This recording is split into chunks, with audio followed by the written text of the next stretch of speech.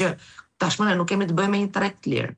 Prej vitesh kemi të bëjmë me një treg që e përcaktojmë ta se ku shkon, por këta kanë avancuar edhe më shumë që është edhe më rënd situata që është kriminalizimi i shoqërisë, kriminalizimi i ekonomisë dhe kriminalizimi i këtyre kompanive. Pra të rralla i ke kompanitë sot në treg, të cilat arrin të mbijetojnë pa kryer këtë bashkëpunimit, siç ishte dhe historia e Akshit, pra që ti duhet shkosh ke Gysi, apo ke Ermal Beqiri, apo te tjetri, që ti t'jesh pjesë e tenderave dhe të mbijetosh në këtë treg. Shumë kompani të mëdha, mbjetojnë në treg pikërisht nga fondet publike. Pra ti sot nuk ke një ekonomi e mirëfillt, pra nuk ke një treg konkurrence. Por ajo që bën Rama është thjesht vazhdimi i gjithë filozofisë që ai ka, që thotë unë këtu jam zot shtëpie, këtu janë tokë time, tara dhe babës tim, dhe këtu vendos unë. Dhe që ta bllokonte pezullimi, që për mua në fakt më duket debati kot kjo puna pezullimit, me thënë drejtën. Për mua debati kryesor është do hiqet apo jo mandati, pra imuniteti i zonjës Balluku, sepse të gjitha njerëz, unë dje edhe për kuriozitet profesional, kur edhe shikoja ligjin si për presidentin, si ligjin për kontrollin e lartë të shtetit, si ligjin për avokatin e popullit, pra këta janë të gjithë individ që kanë imunitet. Në ligjet e tyre përcaktohet që këta janë njerëz që kanë imunitet.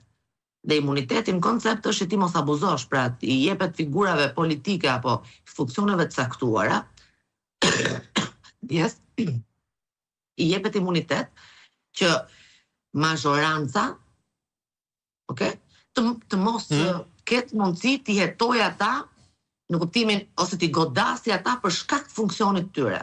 Dhe i jepet një lloj imuniteti për të mbrojtur që ai kryetari i kontrollit të lartë të shtetit, apo ai avokati i popullit, apo presidenti të ushtrojë funksionet e veta, edhe duke e kundërshtuar, pra flasim mazhorancën.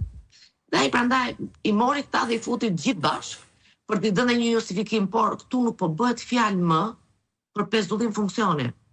Nuk po bëhet fjalë më. Ne po diskutojmë që Spaku ka çuar në parlament 16 faqe, thoshin. 16. Dhe ne diskutojmë imunitetin e një antari të kabinetit, imunitetin e një deputeti. Pra kjo zonja duhet ta ketë të imunitetin apo duhet tohet pa imunitet. Dhe për të parë hallin e Edi Ramës. Rama thotë se s'ka lidhje me Ballukun. Urdhë? Rama thotë kjo nisëm ligjore s'ka lidhje me Ballukun. Ora ai po bën nisma ligjore për veten e vet. Sido që të vi, unë nuk mendoj që Spaku do arrinte deri në atë pikë sa të pezullonte nga detyra kryeministrin. Nuk e mendoj, me thënë drejtën. Nuk e mendoj. Nuk më arrok mendja që do arrinim në pikën që ky Spaku do shkonte në atë pikë. Okej? Dhe po të them, kjo çështja pezullimit, unë as nuk dua të jap, jo se s'ka pesh, por krahasuar me atë çka duhet të jetë diskuri jon publik sot, në lidhje me imunitetin e Belinda Ballukut, po jo per se emri Belinda, po të funksionit që ka Belinda, do të shohim çka të metamorfozën e Ramës, se Rama dikur u flitet për imunitetin e këtyre që ishin pjesë e Partisë Socialiste, njëri thoshte druj shtrëmbët, tjetri thoshte se mbrojmë ne. Ngrënës fruta pas krave. Ne, me drejtsinë, bëj drejtësia çfarë doj. Pra, ajo që duhet të analizojmë është pse pikërisht në rastin e Belinda Ballukut bëhet kjo mbrojtje. Pse?